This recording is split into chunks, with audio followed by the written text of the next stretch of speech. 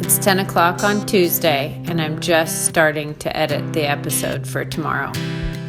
So we're going to Ryan's dance performance at the SOU halftime show. It's a pretty big deal It kind for of a is. 9-year-old to be dancing at a college game. It'd be cool. There's 7-year-olds. Will this be on TV? No. I don't think their games are on TV. If they are, they're on like some kind of local channel. I like that truck out front. So, how do we tell everybody that keeps asking why you're not racing? What do we say? I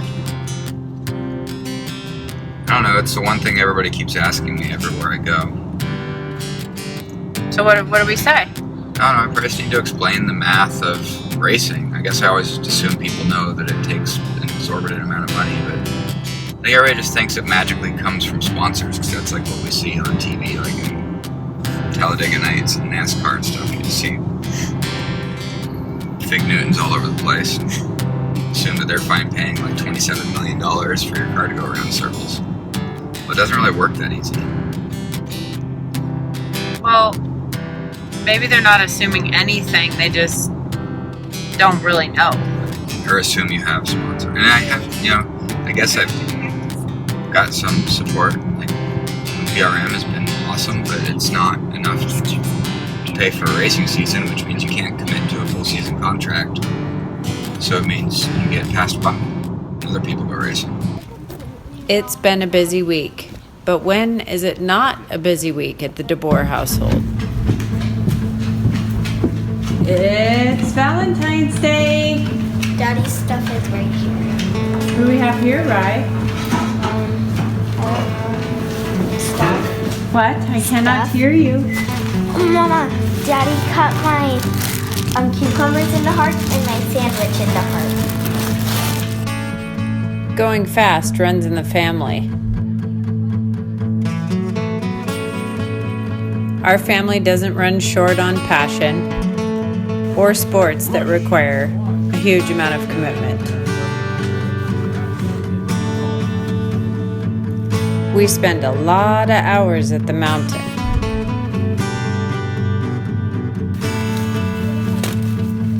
It doesn't matter. You can do whatever you want once you're in the lodge.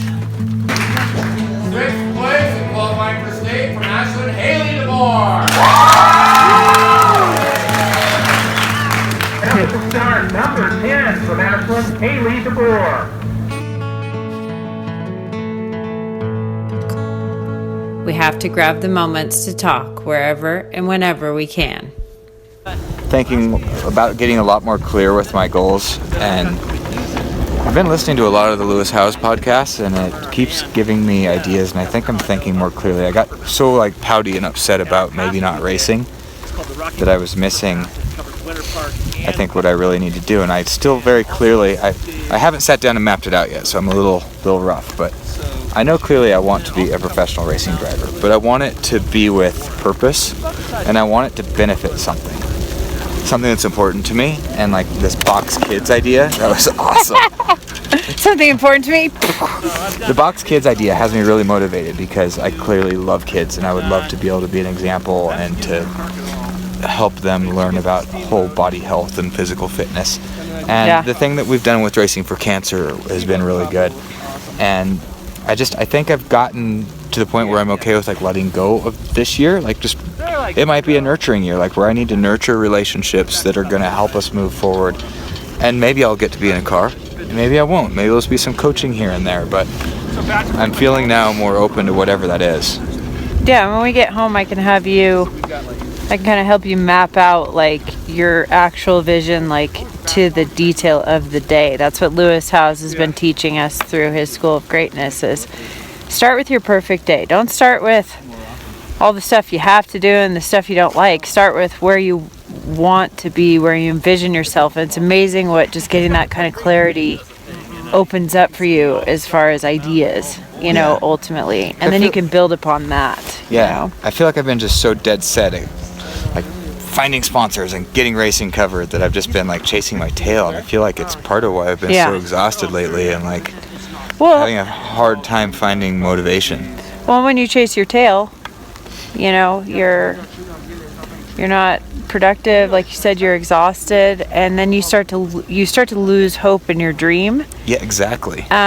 Because there's no clarity. Because you have all your when you're eggs going in in this basket, circles, and you're then- like dizzy. You're not clear. And then it doesn't work. You're like, aiming at a target. Yeah, that didn't So work. you gotta aim at a target. I realized that I kind of take for granted that, maybe half of my followers or fans are in the industry or drivers or teams or whatever, and they know how it all works, and probably the other half, the people that we know, don't. So I think I'm ready to do a sit down and talk a little bit more about the economics of racing or the money of racing and why I'm not in the car, because people keep wondering why.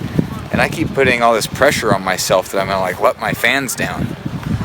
And that's crazy, because they don't expect me to just like go write a check so I can go in a car so they can watch it. I guess if I had the ability to, I might do that because I miss it. But now's when all the hard work gets really hard, and we have to do it. It's just part of it.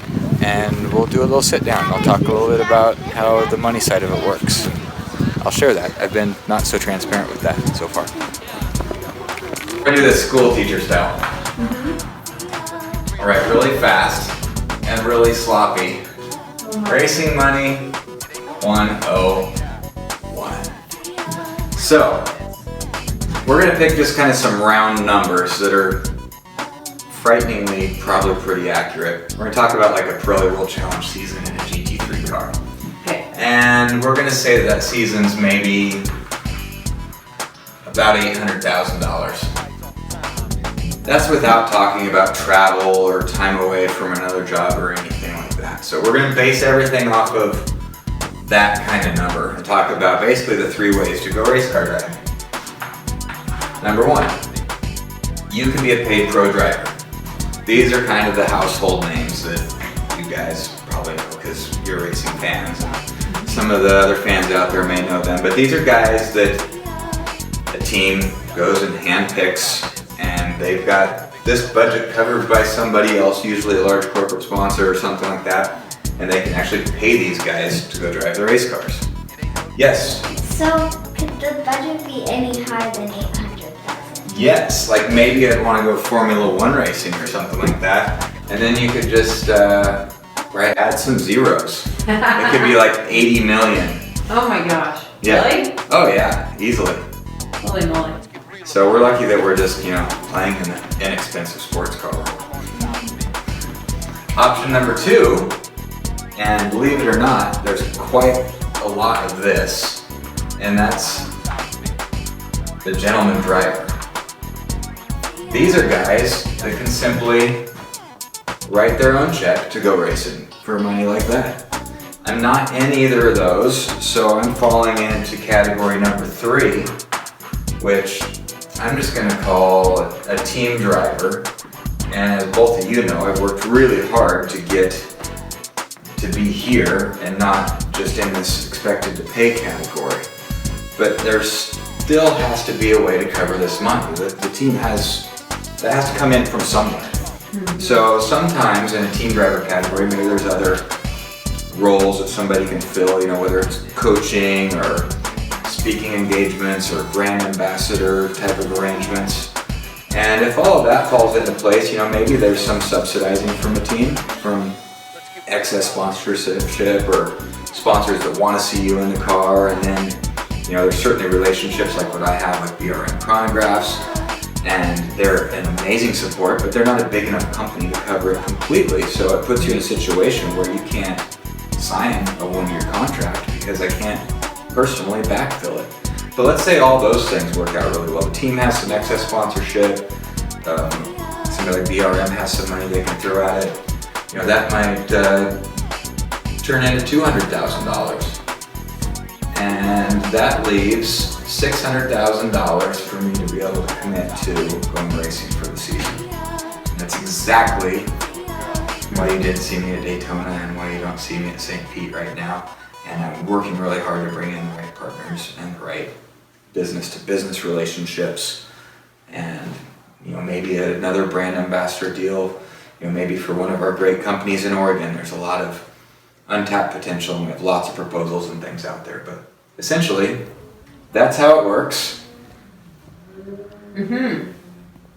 And hopefully I'll get it figured out better than that and be racing soon.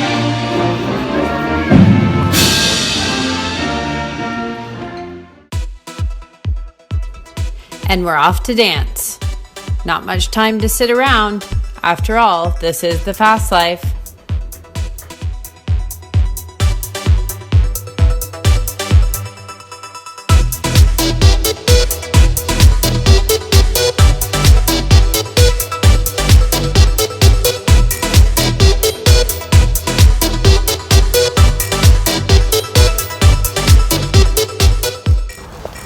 Is it okay that I'm touching your hand? Yeah, yours is clean. But I hate it. I don't know why there's so much handshaking. You don't you like people are like, hey, how you doing? And you're like eating a sandwich. Like,